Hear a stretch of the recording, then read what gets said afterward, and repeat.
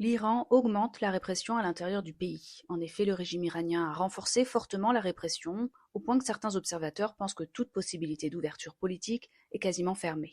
Le régime devient plus dur que jamais, et le pouvoir en Iran, dirigé par des conservateurs très stricts, se sont menacés. En réaction, il resserre son contrôle sur la population, avec des arrestations, une surveillance accrue et toujours plus de répression politique. Le régime semble plus enraciné que jamais, donc moins susceptible de faire des réformes. Qu'en est-il des protestations massives? En réponse aux manifestations importantes contre le gouvernement, les autorités ont arrêté des milliers de personnes, utilisé la force contre les manifestants et parfois coupé Internet pour limiter l'information.